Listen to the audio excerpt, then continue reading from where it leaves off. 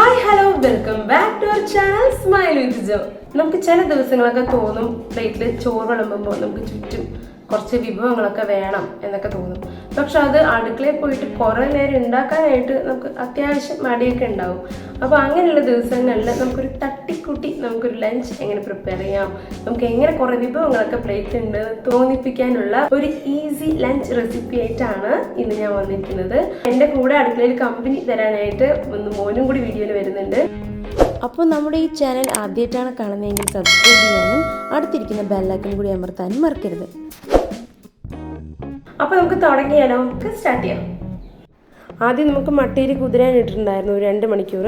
അപ്പോൾ കുതിർന്ന് കിട്ടിയിട്ടുണ്ട്. ഇനി നമുക്ക് കുക്കറിലേക്ക് ഇട്ട് ഒന്ന് വിസിലടുപ്പിക്കാം. ചോറ് അങ്ങനെ കുക്കറിൽ 2 വിസിൽ വന്നിട്ടുണ്ട്. നമുക്ക് അതിന് മാറ്റി വെക്കാം. എന്നിട്ട് നമുക്ക് ഇതുപോലെ ഒരു ചെറിയ മൺചട്ടിയിൽ രസം ഉണ്ടാക്കിയെടുക്കാം. രസം അഭിനവന്റെ ഫേവറേറ്റ് ആണ് അല്ലേ? ആരും രസം ഉണ്ടാക്കാം? അഭിയും ഞാനോ? ഓക്കെ, അപ്പൊ അഭിയാണ് ഇന്ന് രസം ഉണ്ടാക്കാൻ പോണത്.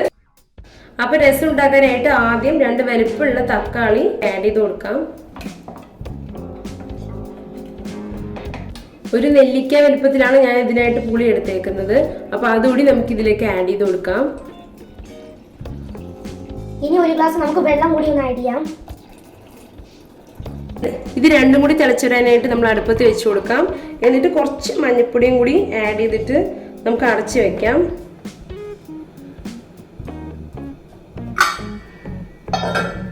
നന്നായി തിളക്കട്ടെ. ഈ ഗ്യാപ്പിൽ നമുക്ക് ഇതിൻ്റെ മിക്സിയിൽ ഇതിന് വേണ്ട സാധനങ്ങളൊക്കെ ഇട്ടിട്ട് നമുക്ക് അരപ്പ് റെഡിയാക്കാം.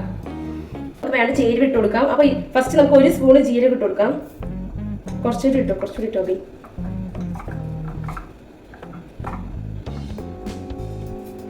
ഓക്കെ, മതി. 1 ടീസ്പൂൺ നിറയെ ജീരകം ഇട്ട് കൊടുത്തു. ഇനി ഇതിലേക്ക് 1 ടീസ്പൂൺ നിറച്ച് കുരുമുളക് കൂടി നമുക്ക് ഇട്ട് കൊടുക്കാം. ഇട്ട് കൊടുത്തു.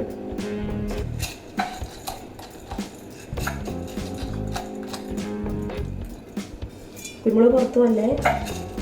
ഇനി 2 പച്ചമുളകും കൂടി ആഡ് ചെയ്യാം. ഇനി 4 വെളുത്തുള്ളി ഇതിലേക്ക് ആഡ് ചെയ്യാം. എല്ലാം കൂടി ഇത് അരച്ചെടുക്കാം.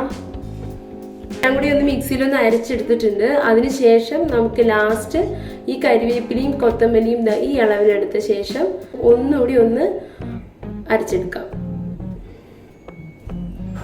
കുറച്ച് വെള്ളം കൂടി ഒഴിച്ചിട്ട് അരച്ചെടുക്കാം. കുറച്ച് വെള്ളം ഒഴിച്ചാൽ മതി. അപ്പൊ ഇതൊന്നുകൂടി ഒന്ന് അരച്ചെടുത്തിട്ടുണ്ട്. അപ്പൊ ഏതാണ്ട് ഒരു ചതച്ചിരിക്കുന്ന പോലെ അരച്ചെടുത്തേക്കുന്നത്. അപ്പൊ ഒരുപാട് നമ്മൾ പേസ്റ്റ് ആക്കണ്ട. കൂടുതൽ പേസ്റ്റ് ആക്കുമ്പോൾ പിന്നെ ടേസ്റ്റ് വ്യത്യാസം വരും. അപ്പോൾ ഒന്ന് ചതച്ച് പോലെ എടുത്തിരിക്കുന്നത്. ഇപ്പൊ തക്കാളി പുളിയെല്ലാം നന്നായി വെന്ത് വന്നിട്ടുണ്ട്. ഈ സമയത്ത് നമുക്ക് ഈ അരപ്പ് ഒഴിച്ചു കൊടുക്കാം. ശേഷം നമുക്ക് മല്ലിപ്പൊടി, ഉപ്പുപൊടി ഇതെല്ലാം നമുക്ക് ചേർത്ത് കൊടുക്കണം. ഏതാണ്ട് ഇത്രയും മതി. ഒരു 1/2 ടീസ്പൂൺ. ഇനി നമുക്ക് ഉപ്പുപൊടി ഒന്ന് ചേർത്ത് കൊടുക്കാം.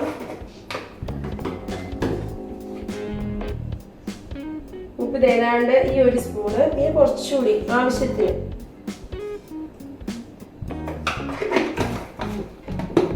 മെല്ലെ ഇളക്കിയാൽ മതി കേട്ടോ, മതിഞ്ഞളക്കണ്ട. ഇനി ഇതെല്ലാം കൂടി നന്നായിട്ടൊന്ന് തിളച്ച് വരട്ടെ. നമുക്ക് ആ സമയം കൊണ്ട് പയർ കൊണ്ടൊരു മെഴുക്ക് പുരട്ടി ഉണ്ടാക്കാം. അപ്പൊ നമുക്ക് അതിനായിട്ടൊരു പാൻ വെക്കാം. പാനിലേക്ക് എണ്ണ ഒഴിച്ചു കൊടുക്കാം. ഒന്ന് ചൂടായിട്ട് കടുക് ഇട്ട് കൊടുക്കാം. ഇതിലേക്ക് ഒരു 1/2 ടീസ്പൂൺ നമുക്ക് കടുക് ഇട്ട് കൊടുക്കാം. ഇത് രസം നന്നായിട്ട് തിളച്ച് വന്നിട്ടുണ്ട്. ഇതിലേക്ക് നമുക്ക് കായപ്പൊടി ഇട്ട് കൊടുക്കാം.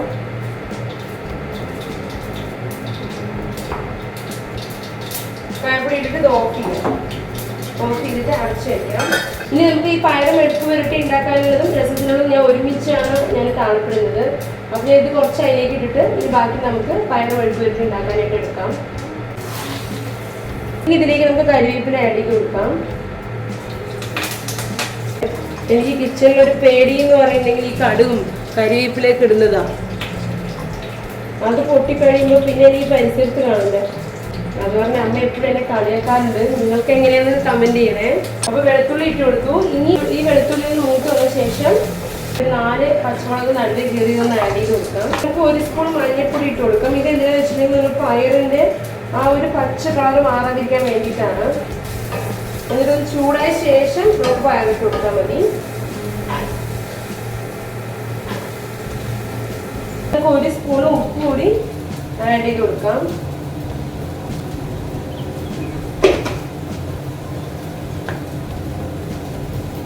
എന്നിട്ട് 1/2 ഗ്ലാസ് വെള്ളം ഒഴിച്ച് കൊടുക്കാം. ഇനി നന്നായിട്ട് ഉള്ളിലേക്ക് വെന്ത് വരാനായിട്ട് നമുക്ക് ഹൈ ഫ്ലെയിമിലിട്ടിട്ട് ഒന്ന് അടച്ചു വെക്കാം കുറച്ച് നേരത്തേക്ക്. അപ്പോൾ ആ സമയം കൊണ്ട് നമുക്ക് പുതിന ചമ്മന്തി അരയ്ക്കാനുള്ള പരിപാടിയൊക്കെ തുടങ്ങാം.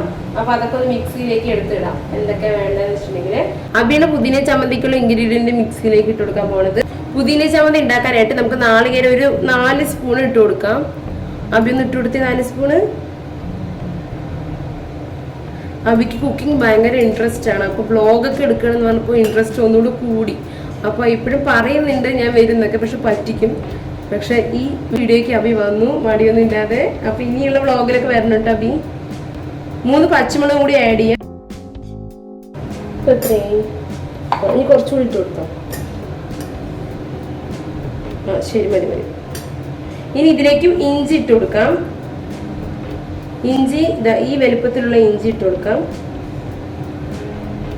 നമുക്ക് മല്ലിത്തഴ, പുതിന, കരിവേപ്പില അങ്ങനെ എല്ലാം ഇതിലേക്കൊന്ന് ആഡ് ചെയ്ത് കൊടുക്കാം.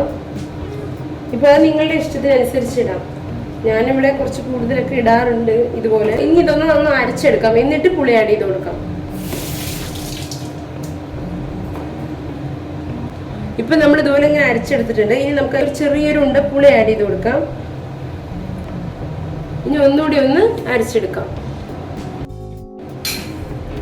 ഇനി ഇതൊരു ബൗളിലേക്ക് നമുക്ക് മാറ്റാം.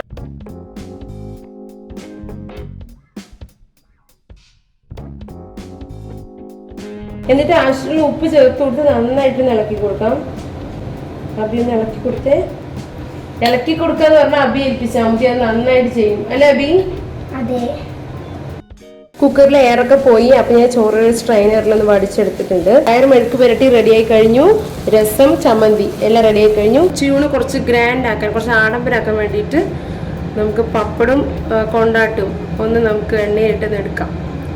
അപ്പോൾ നമുക്ക് പ്ലേറ്റിലൊക്കെ കാണുമ്പോൾ എന്തൊക്കെയോ കുറേ വിഭവങ്ങളുണ്ട് ഇന്ന് എന്നൊക്കെ തോന്നും. അപ്പോൾ അബീനെ നിന്ന് പറ്റിച്ചിട്ടൊന്ന് ഹാപ്പി ആക്കി എടുക്കാം.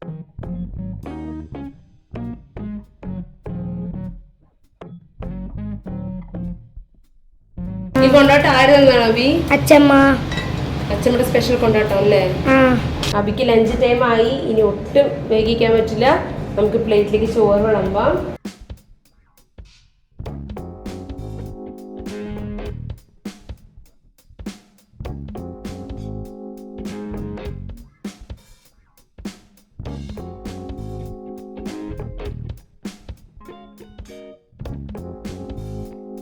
അബി ലഞ്ച് റെഡി ആയി, വാ ഭക്ഷണം കഴിക്കാവാ.